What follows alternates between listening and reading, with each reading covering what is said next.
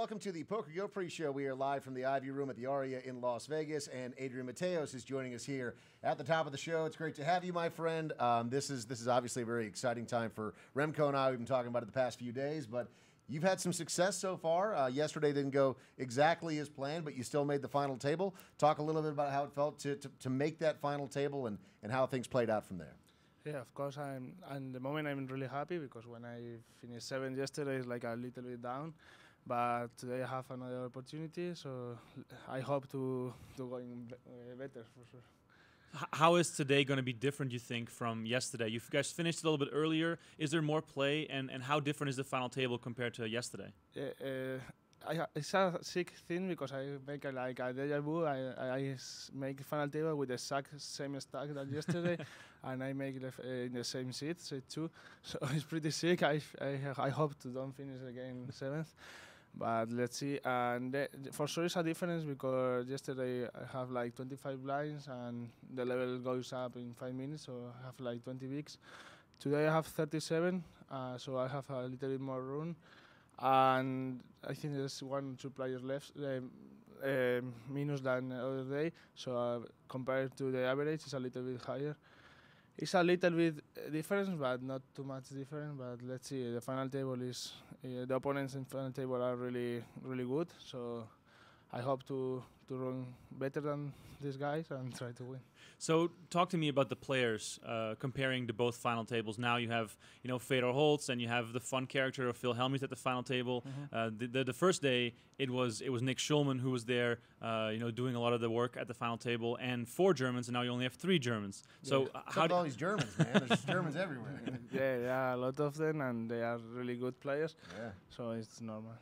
But is this maybe an easier or tougher final table? What can you say about the players? I don't know. All of the players are really good, for sure. That's why they are playing these high stakes. I have respect for all of them. Of course, I have like my inside ranking, but I don't know. For example, the players here are really good, like Tom, Fedor, Bryn, Goose, Stefan. And these guys play really good. So I don't know, but probably this one is a little bit tougher. But let's try to win that. Now, for those of you that don't know, the way the Poker Masters works is we're obviously going over a number of days here. We have the preliminary events, and we get into the finals where it goes from a $50,000 buy-in to a $100,000 buy-in. You can watch it all on PokerGo. Use that promo code MASTER17 for a discount on your annual pass. But it can kind of turn into a grind here. I mean, we're several days in now. Are you starting to feel a little bit of the fact that you've been playing for many hours over 3 consecutive days, and there's a lot more poker to come? Yeah, you could feel the pain for sure. Yesterday was really tired because I make like a long travel here from Europe, so like a little bit of I don't remember the word. Jet lag? Yeah, jet lag. Yeah. So it's hard because I play like too many hours, start 12, finish late, and the day before the same. But I'm ready to that, and I'm okay with that. For example, Stefan yesterday was really tired. He's complaining all the time about that because he looks really tired. I feel better than him for sure. So let's see. I'm okay with long sessions, so it's not a problem for me. It's really funny because I was there covering the World Series of Poker Europe main event when you won. I was there covering the grand final when you won. So in my mind, you've been around for a very long time, but you're still so young. Do you think that being young gives you an advantage as well with all the long days? Yeah, could be like long days. Probably I'm better with that part of the game. So I don't know if it's only for my age or not, but I'm okay with long sessions. So there's only 4 nationalities represented here. It's America, Germany, Canada, and then Spain. It's you and Sergio Aido. Yeah. What does that say about poker in Spain? What does that say about the state of the game in your country? The professional Spanish poker players are really good because they all have to move to other countries and make like poker players flats or something like that. So they live together, talk about the game all the time, and we have like some poker schools really nice. So that's why the professional poker players are really Spanish poker players are really good, I think, in my opinion. But on the other way, you have like the people who still live in Spain and play poker there. It's harder to these people to get better in the game. So I think it's a big gap between people who play recreational in Spain and professional and have to move from Spain. So that's the situation now, and let's see. What were your thoughts when you first heard about the Poker Masters with the purple jacket, and you knew that all of these, high-profile players, yourself included, were going to be converging in Las Vegas, and there's a lot of money obviously up for grabs over a number of days. What attracted you to this event? I love it. Yeah. When I heard about this event, I have like an important thing to do in this time of the year, and I have to move the other thing because I don't want to miss that. So for me, it was really, really good. I know that whatever happened, I will come here, and I love to compete with the best of the business. So I'm here to play. Have you checked out the jacket yet? Did you see if it will fit? Not yet. Looks great. He's already trying. He's already wearing the good colors. Already got the purple going on. It's nice. Yeah, it's a good look. So one of the things I'm curious about, back to the countries, there's so many Germans here, probably like 10 in total. Can you see Spain bringing maybe 4, 5, 6 players to this event in years to come? Is there growth possibility for the super high roller level for Spanish players? Yeah, of course, could be, but it's hard because you need big bankroll behind that, and to reach a big bankroll is not easy. Or you need like people from your country who invest in you, and Germans have some huge backers behind there. But in Spain, you don't have it. So that's the difference, I think. But of course, some Spanish poker players have the level to come here, but probably not the money. So that's all. Are you thinking about the Player of the Year rankings at all? Because there's a lot of guys that are in the running, obviously, for that you're kind of shifting back and forth with the money that's being earned here. Is that factoring in to your psyche at all as you're playing it on these tables, knowing that there's, besides all of the cash and the purple jacket and the title and all of that, there's another title that's also potentially tied to this? Yeah, of course, these are important things and motivates me, but I think that doesn't change too much the play in game, because my final goal is to win as much money as I can. So doesn't change too much, because if you want to win the purple jacket, you have to win as much money as you can. So it's the same goal.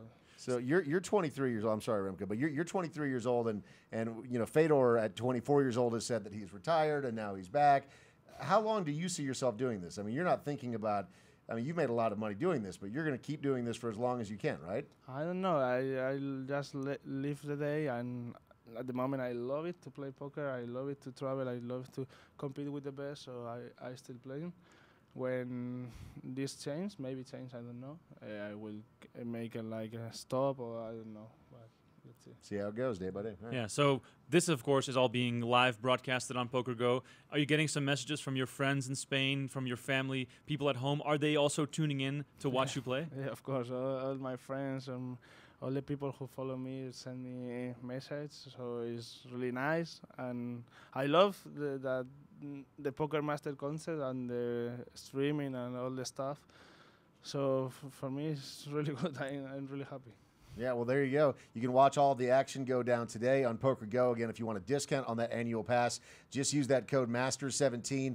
Back-to-back final tables for this guy right here. So best of luck to you today. You said that you have a little more when it comes to equity and chips. So very excited to watch you play. And about 30 minutes away from the stream starting over on PokerGo, and you can watch all of the action no matter where you are in the world. And again, a discount on that annual pass by using the code MASTERS17. Adrian, thank you so much for your time today, man. And again, best of luck to you. Really appreciate you. Good luck. This is the PokerGo pre-show from the Ivy Room at the Aria in Las Vegas. We'll be back in just a moment. J'aimerais embrasser ce garçon, mais je ne sais pas comment lui dire. Apprends-moi, apprends-moi, apprends-moi, apprends-moi. Commence par lui faire les yeux doux. Commence par lui dire qu'il échoue.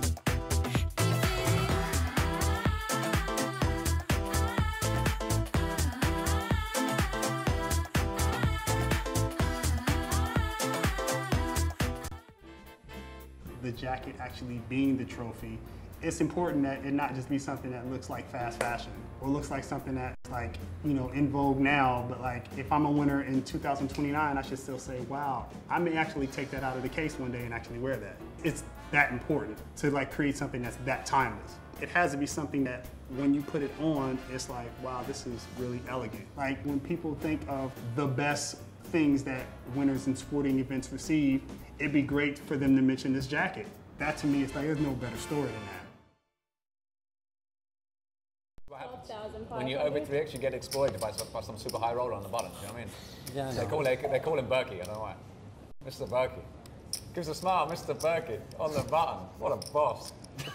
look at Robert. He's got more moves than Mick Jagger. Look at this guy.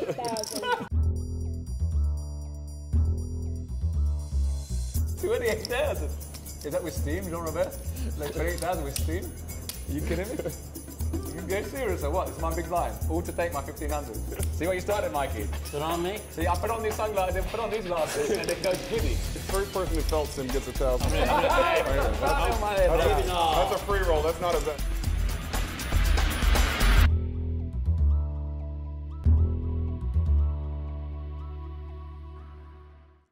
And we welcome you back live inside the Ivy Room here at the Aria in Las Vegas. It's Dave Farah alongside Remco Renkma. Great to be with you, Remco. I know that the Poker Masters over the last few days has been a lot of fun for you, but this is a whole new venture. How have you found this event to be compared to all of the other events that you've covered around the world?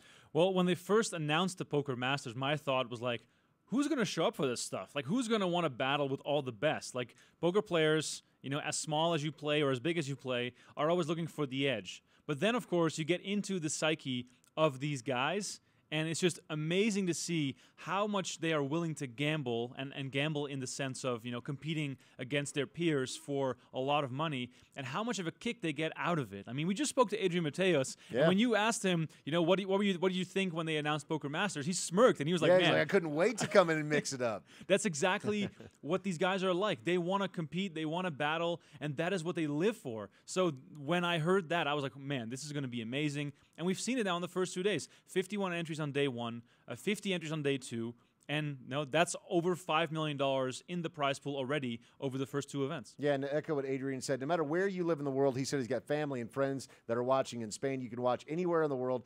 PokerGo.com is where you need to go if you want to subscribe. There is a link actually right below us in the description, no matter where you're watching us today, whether it's on Facebook, YouTube, or Twitch. And then, of course, that code, MASTER17, that's going to get you a nice little discount on your annual pass. As a poker fan, there is nothing better, and I can say this from personal experience, being able to watch live as all of this goes down, but then also on demand. I mean, you've got a lot of stuff going on, I'm sure, in your life, and if you want to catch up on what's already happened with the Poker Masters and just sit down and binge on poker, you can catch up on all of the great events from the past couple of days and then get right into the live action as well today. There's just so much to watch on PokerGo. Great original programming as well, and again, you get a discount on that annual pass using that promo code MASTERS17. Now, let's talk about the structure here for Poker Masters, because we're still in the preliminary days right now. Starting next week is when we're going to get into the finals, but tell us about these prelims a little bit. How much is it costing these players to buy in? Well, we're starting out with a series of $50,000 events. Then the big final is going to be a $100,000 tournament. So as you can see right now, 5 events, all $50,000, or 4 events, all $50,000, and then 1 event, making it a total of 5 of $100,000 buy-in. The 50,000 events are all single re-entry, so you can fire 2 bullets in that one, and then the $100,000 event is a freeze-out, so you got to be really careful with your chips in that one. All events are 7-handed. There's a shot clock, which really speeds up the game, and then, of course, the player with the highest total dollar earnings is going to take home the purple jacket, and that is what all the players are playing for. And of course, we'll get into yesterday's winner, but it's all about getting as many and as big of cash as possible. And like we had Adrian Mateos on the show earlier, he and Stefan Sondheimer are the only 2 players today with a chance to overtake Nick Schulman. And that's huge. So explain that, because Nick Schulman's not on the final table today. Nick Schulman obviously had a great day yesterday, but not on the final table today. What does it mean when you say that they have a chance to overtake him, and they're the only ones that can do that? Why is that? So Adrian Mateos and Stefan Sondheimer are now on their 2nd consecutive final table. They already cashed in the first event, and now they have a chance to cash again here in the second one. Nick Schulman won $918,000 for his win. Today, there is $900,000 even up top for the winner. So if you win today, you're still trailing Nick Schulman by a little bit. However, if Mateos or Sondheimer, who cashed for 127 and I believe $200,000 in the first event, if they manage to win, they go over $1 million and they overtake Nick Schulman in the lead in the race for the purple jacket. So that is one of the things that goes into these standings for the purple jacket. And I just want to quickly say, people on YouTube are already commenting on the stream today, and we really appreciate you guys reaching out to us. And we will get into some of these things. And one of the questions that I see immediately in all caps: where is Phil Ivey? Well, if you know where Phil Ivey is, let me know, because I have no idea. We're in his room right now, and he's not here. We expected to run into him in the Ivy room of all places. There is a bedroom behind here, so we might have to check. He might still be sleeping, but we have not yet seen Phil Ivey. But who knows? It's still a long event. He still might show up. Maybe he's only going to be here for the 100K, but it's always hard to say with Phil Ivey. He is like the enigma. You never really know what he's up to. And then also, Randy is asking to talk about the side bet that Daniel Negreanu has done. And it's a really good thing that he brought it up. Of course, this is a little bit confusing for people that are not too deep into the game of poker, but Daniel Negreanu put a side bet out there that if you are willing to bet on yourself, the price he would give them is if you bet $50,000 of your own money on yourself to win the purple jacket, you get $1.15 million if you win the purple jacket. So Negreanu is putting up a ton of money. However, he's made 23 of these bets. So with 23 different players, he has this bet for over $1 million. So what means is that if one of those players wins the jacket, the other 22 are going to lose, and that's going to bring him back that money he needs in order to pay off that bet. So best case scenario for him, he wins the purple jacket and collects another $1 million up top. So Sam commenting here on our Facebook chat, he just said hi from South Dakota. Hello to you. It's great to be with you. Now, let's run through some of the action that happened yesterday, because as expected, when you get all of these big-name players and they're playing at the highest level possible, you're going to see fireworks at these final tables. Again, the final tables are a little bit smaller, but talk a little bit about the chip stacks that these guys are coming into and how quickly these levels move, because it does force the action, along with that shot clock. Absolutely. So what happened yesterday was really interesting. So they played so long on day one of the event that they had very, very short stacks coming into the final table. So we saw a flurry of eliminations to start the final table, and then, of course, it slowed down a lot as the stacks got a little bit deeper. But the way the standings were at the start of the final table really gave half the field almost no room to play. So that really played into how the final table went. Well, so here we go. We'll actually start with that. Adrian Mateos, who was just our guest on the pre-show a couple of minutes ago. I mean, taking a look here at what exactly happened at the final table of day number one. Nick Schulman takes it all down with $918,000. And Adrian Mateos, who went down first, he was eliminated first, and we'll actually show you how that went down right now.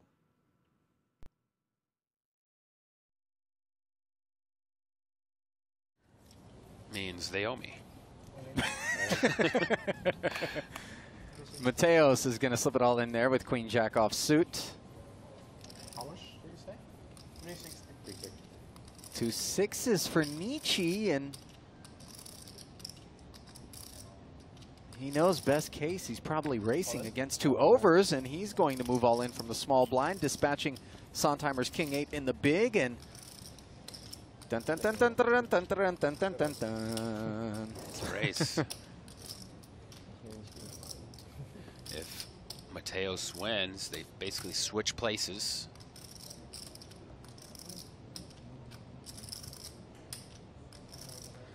But Mateos is the one at risk with the worst hand. It's weird. Dominic's. Ooh, Jack. I was going to say Dominic was searching for a clean shave, a clean sweep, but he doesn't look like Dominic's one that not wants looking for any sort of clean shaves, Yeah. that's for sure. Oh! And that's it. No river card will give Mateos the best hand. He is drawing dead, and the 2 outer on the turn, unceremoniously sending him packing.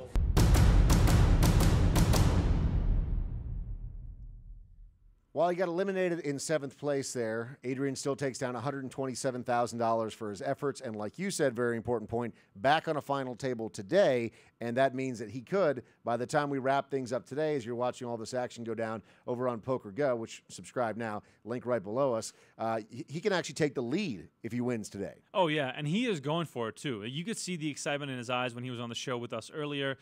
He was really, trying to make it work this time. He has more big blinds to play with. They played not as late last night as they did the night before, but he still also didn't get a lot of sleep because he's been playing very, very long hours of poker for 3 straight days now. But obviously, he's only 23 years old, so, we don't feel any sort of sympathy for him in that regard. Just a kid. Exactly. So Adrian has had himself a nice run, but you had a great question for him earlier about, kind of the makeup of this tournament with different countries being represented. And, Spain is a little bit lighter compared to the Germans. There's a lot of Germans that are playing in this event. And coming up next, we have a couple of clips from guys that got eliminated on that final table that are representing Germany in this tournament. Yeah, absolutely. In general, though, it speaks volume to how strong Spain has come on in the high roller scene, because there's only 4 countries represented here so far at the Poker Masters. There's no France, there's no UK, there's no Australia. There's just US, Germany, Spain, and Canada. So that is a really, really cool thing to see, and Sergio Aido and Adrian Mateos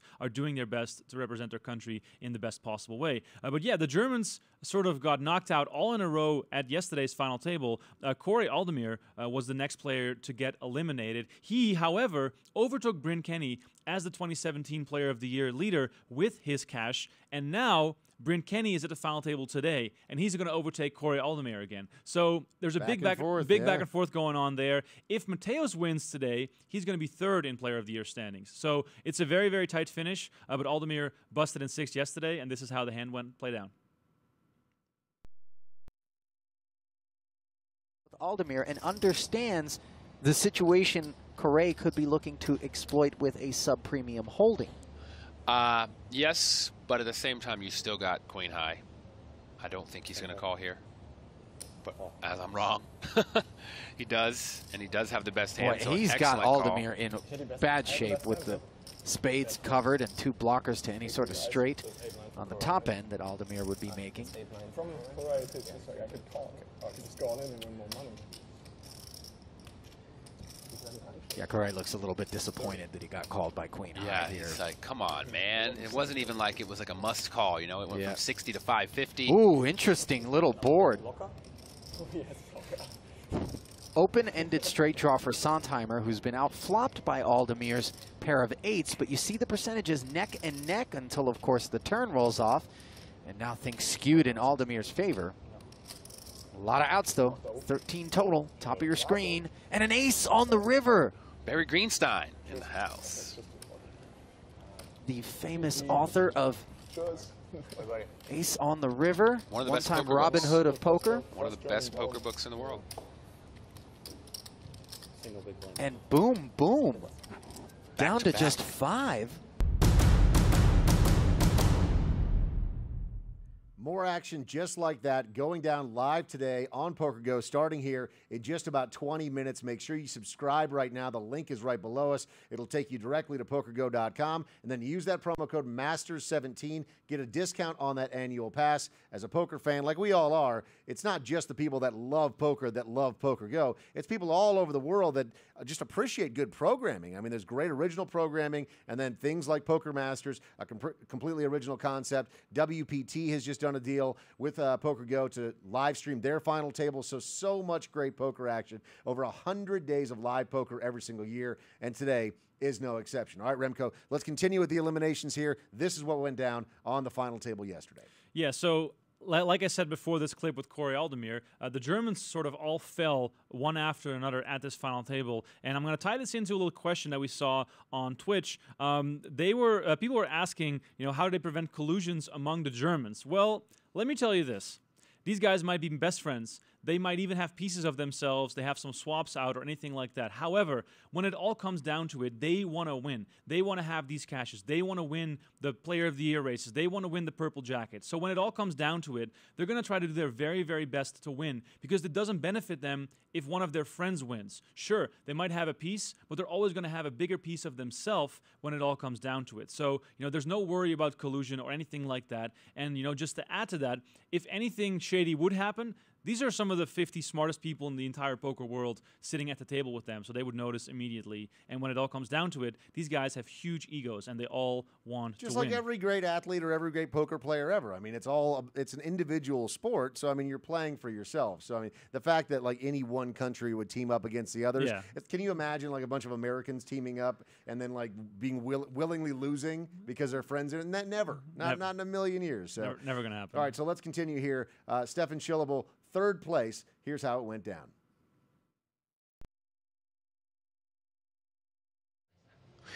I mean, Schillable, I think, most likely does have a real hand. I don't think he's making a move here, but the range of real is huge when you're... Oh, boy. Nick Schulman, 4-bet, putting them all in. And Nick with a big hand. Looks like two kings. Yep.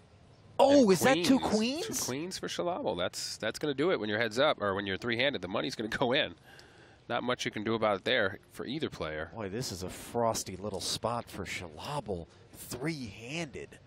Yeah, I mean, against kings. When you get three-handed queens, all you're thinking about is Vegas and the Mirage, to quote one of the best movies for poker fans out there. I don't think we need to update that. You're probably thinking Vegas and the Aria at this point. Well, if I'm leaving out one word, which I'm leaving out to keep it family-friendly, I can't also change the hotel, or then no one gets the reference. Yeah. So if I said Vegas and the Aria, then that would work. Jack 6 deuce will work as far as Nick Schulman's concerned. Stefan's going to need a queen. And the turn card pairs the board. 2 outs once for Schillable. And could it be the end of the German contingent's run? It will be, as an 8 rolls off.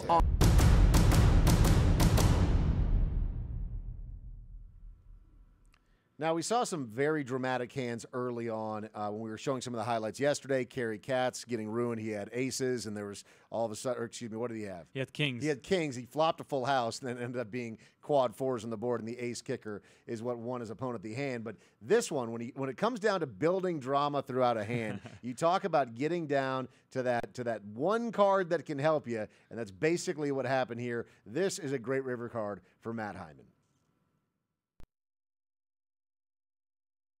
Well, we have the advantage of we got to see every hand with hole cards. Obviously, these guys have spotters, but they're not telling them every hand of every person. That's just too much information to process when they're playing. And they were up so late that it's doubtful they went back and watched they're watching all of the big pots, play. the hands they're involved in. We have seen, you know, everything.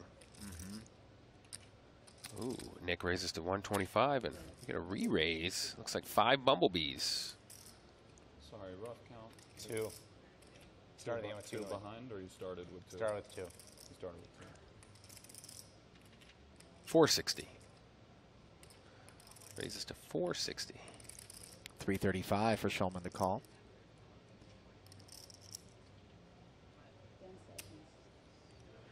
Nick moves all in. Ooh. And a quick call with 2 sixes. Yeah, sure enough. Hyman says, let's dance. A little scary that when you do that, they might just turn over 2 7s, 2 8s, and you're like, I don't want to hit the ace. You know, best case scenario, obviously, you're racing because Nick's range to be putting it all in there is minimum 2 overs. But at the same time, it's hard to put in 460,000 and then release and leave that in the middle. And you know, to be fair, Hyman, a very capable player, and he's demonstrated that. But oftentimes, it benefits you to take less decisions against a world-class opponent and just get it all in as soon as possible. Yeah, but I don't necessarily think that's... Ooh, 3 aces for Nick. Gonna need a 6. I don't necessarily think that's what Hyman had in mind. Firm grip on the pot here for Nick Schulman. His body language doesn't feel like he's got ace-jack here. What are you wincing for, Nick? It's got the Broadway draw for dessert now. Trip aces. 4.32 in the middle. And the title. All you got to do is fade. Oh! Wow. Wow, this tournament was 1 card away from being over.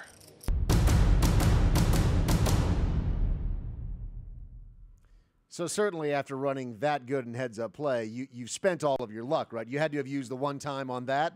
No, not so much. Not heads at up all. play. No, not even in the slightest. Yeah. Like Matt Hyman seemed almost destined to win as soon as it got to heads-up play. He just couldn't lose whenever it got to showdown. It was kind of embarrassing almost. Yeah, let me run through some of these things. So during heads-up, Schulman had gotten in with ace-ace versus Hyman's king-queen, and Hyman turned to straight, so brutal there as well. Schulman got in with king-2 versus Hyman's jack-10. Hyman flopped a jack, again, crushed.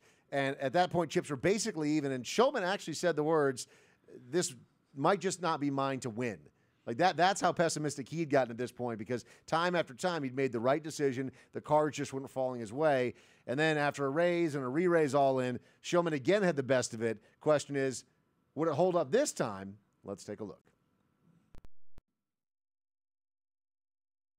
Hold your life away, bro. It's Don't all get right. any action with your aces or your kings. Ooh, ace-8 suited for Hyman here. He's got 18 blinds. All in. Oh, and he says all in as he splashes. No, Nick said all in. Oh, it was before Hyman was even done raising. Before he was, as he's dropping his chips. chips. Oh, ace-king against ace-8. If Nick loses this one, he might just jump out that window right there. Miracle. Well, if history's any indication, we better set a net up. Can he do it again, David? Well, 29% of the time he will. A little bit better spot than one would expect ace-8 to be in against ace-king. Just from the optics. Oh, Ooh, two boy. diamonds. With the 8 dangler for some straight zestiness. It's a flip. You're right. Nick has got to be disgusted. Look, he's not even looking. He was going for the window. He's ready getting himself in position for the dive. He's like, all right, where's the weak spot in this structure? I can bust it open. Now we got some chop outs. Queen R7. An 8 for the win, or a diamond. It's going to be the deuce of clubs. Bottom dweller. Here comes the river. It's an ace, ace-king. Out kicking ace-8. Good. Thank you. And we have a champion. Like a diamond. You saw the look on Schulman's face there. He's like, it's coming. Here we go. The diamond for sure. I am toast. It's going to happen again. But sure enough, it held up for Nick Schulman. Got his hand in, his cards in with the best hand again. And this time it plays out $918,000 for him yesterday. I mean, it was an amazing thing to see how happy Schulman was when he took it down. And as you can see here on the final results, he took home $918,000, making him the front runner for the purple jacket. Matt Hyman taking home $561,000. And then we have Schilhabel 306, Sontheimer 204, Nietzsche 178, Corey Aldemir 153, and Adrian Mateos, 127. He was on the show earlier today. Him and Sontheimer are both at the final table again today with a chance to overtake Schulman for the #1 place on the Purple Jacket standings. Yeah, and you see there Daniel Negreanu's name is in italics. It's because he didn't make the final table, but he did cash to the tune of $102,000. But these are actually our current rankings right now, because we have one final table that is done in the books. Nick Schulman took that down last night, but this is where we stand currently for the Purple Jacket. And as you mentioned, a couple of these players, Schilhabel and Mateos, are back on the final table today, so they have a chance to really rocket up these rankings as they grind it out to try to become the very first poker master. Yes, it's Sontheimer, not Schilhabel, but they're German, and it's an S and an S, and it's all the same. Yeah. I mean, it's all good there, but yeah, definitely exciting to see how that will play out today, because they need a win to overtake, because $500K for second place isn't going to be enough to catch up with Schulman. Negreanu said earlier it's going to take at least a first and a third for someone to have a real shot at winning the Poker Masters. But of course, I think it's all going to come down to the final table of the 100K. So to give you an idea of how all of this is played out, $2.55 million in the prize pool. So that's obviously significant money. 51 total entries throughout day one, and as we just mentioned, the current standings. But for Nick Schulman, who took down that top prize, second largest score of his career. So that's obviously important for him. Now over $10 million in lifetime tournament winnings. Just won the $50K high roller at the Seminole Hard Rock just over a month ago for $440,000. Had a third place finish in the 10K 2-7 draw event at the WSOP.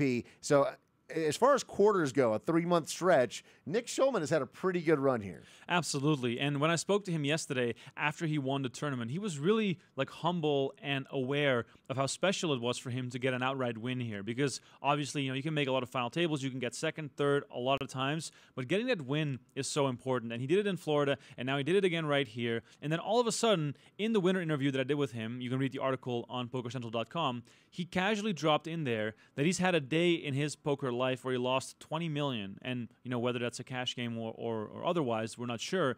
But he said that like a win like this really makes him very, very happy because it shows, him trending in the right direction. Can you imagine that? Like No, if I go out I at can't. night and then I like reach into my pocket in the morning and there's a bunch of receipts and I'm like, oh no, how much did I spend? That's one thing. But if you just lost $20 million, oh man, it's devastating. He might have been sitting in this seat while he did that. I mean, we are in the Ivy Room here at the Aria in Las Vegas. I mean, when you talk about the big stakes games where you can potentially lose $20 million, been a lot of hearts broken at this table. Absolutely. But yeah, Schulman is trending in the right direction with a big win for almost $1 million. He's going to be back today trying to get to another final table. The purple jacket means a lot to him, and I think it'll look good on him too. Well, as you mentioned, there's a lot that's going on with the action today. It's a very important day as we continue to get closer to crowning the very first Poker Master, and we've got a preview for what's to come on PokerGO today. We're just about 10 minutes away, less than that now, from what's going to be developing at the final table right here at the Aria. We'll take a break. When we come back, we'll tell you what to expect in our second final table as we head towards the very first Poker Master. This is the PokerGO pre-show. We'll be right back. Negranu's got the nuts here.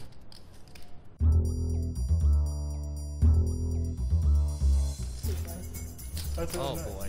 Wow, you flubbed the camera? He's played 2 or 3 one drops. Cool. I got it. You have it? You flubbed it. Oh my God. Did you crash one of the one drops? That's like so great. I mean, what am I going to do? It's like...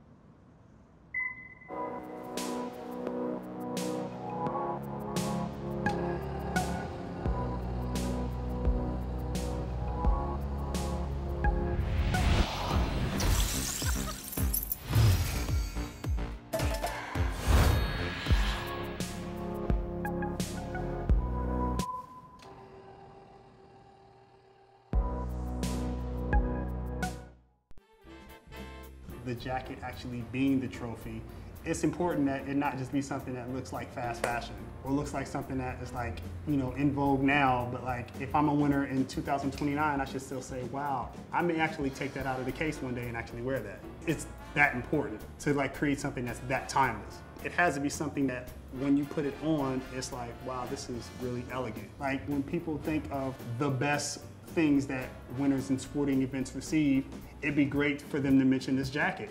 That to me, it's like, there's no better story than that. Welcome back. It's the PokerGO pre-show. It's Dave Farrow alongside Remco Rinkma. We're in the Ivy Room here at the Aria in Las Vegas. Poker Masters is underway, and if you have not subscribed yet, the action's starting in just about 5 minutes at the bottom of the hour. PokerGo.com. There's a link right below us, no matter what platform you're watching on, and then use that promo code MASTERS17 to get a nice little discount on your annual pass. Now, Remco, let's take a look here at the chip counts as we head into the final table today. This is what you can expect. There's obviously a discrepancy between who is leading the way, and it's a significant one, over 1 million chips more for our chip leader, Christian Christner, over Bryn Kenny. Yeah, no, it's a really, really exciting final table with very interesting dynamics already in place for this to be a true spectacle on PokerGO today. So, like Dave said, you got to tune into PokerGO to watch all this action unfold with whole cards up so you can see exactly how the likes of Helmuth and Kenny are going to try to mount comebacks at this final table, dominated so far by Christian Christner and Fedor Holz. They are at the top of the counts. Christner has a sizable lead,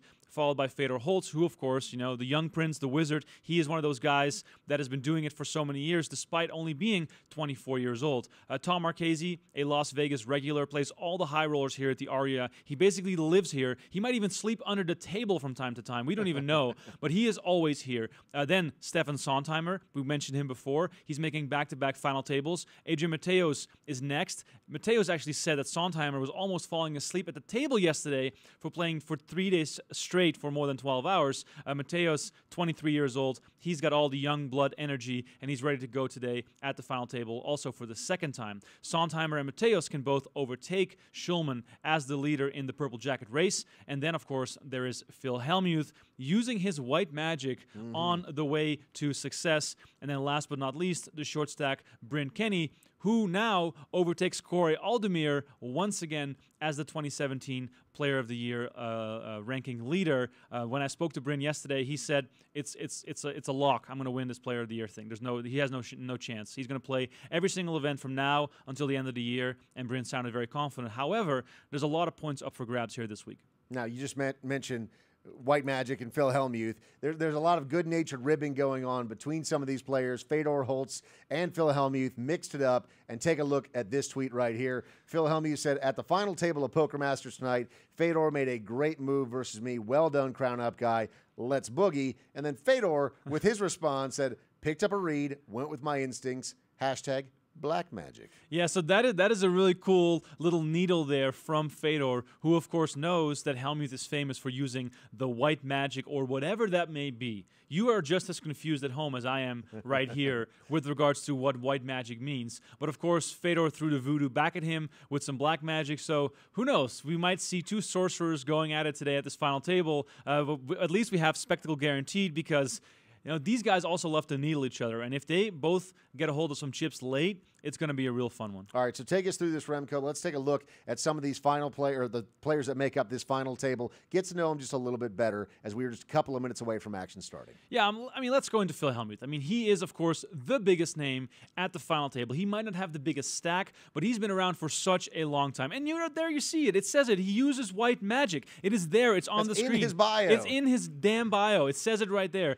He has 14 WSOP bracelets. That is, of course, still a record. He's been inducted into the Poker Hall of Fame now 10 years ago. He is 8th on Poker's all-time money list, and he can make some real serious jumps if he manages to make a win today here in this tournament, or at least carry some good results throughout the week. 21.2 million. That's his total live tournament earnings, and he's been doing it for so many years. Yeah, and when you think about entertaining to watch from a viewer's perspective, Phil Hellmuth, whether you love him or you hate him, you're interested, right? And you can watch him play on PokerGo in just a couple of minutes here. Who else do you got on this final table that's piquing your interest? I mean, Fedor Holtz. There's no doubt about it. We just mentioned their little back and forth. This guy is only 24 years old. Like, Phil Hellmuth could be his father. That's a very, very good possibility. Like, that would be really funny, too, if that's the case. However, we find out at the end of the tournament, yeah, son. He was born in Germany. We're not sure if Hellmuth took any summer trips there back in '87, but we'll find out about that. So Holtz has 28 six-figure scores since April of 2015. I cannot even, name all the countries that he's cashed in. That's how many different tournaments he's done. When you look at his live tournament winnings, they're right there with Phil Hellmuth, and he's less than half of his age. I know. He's got more in earnings than Hellmuth has, so he might even extend that lead today, as he has a big lead over him in the tournament as well. And he's got 9 cashes this year for a total of $3 million, despite being retired at the age of 24. Go watch the action right now on PokerGo. If you want to subscribe, the link is right below us, and no matter what player you're watching, use that promo code MASTERS17. You're going to get a discount on your annual pass. Remco, always a pleasure to be alongside you. Enjoy the action today. My name's Dave Farah. Thanks for watching the PokerGo pre-show.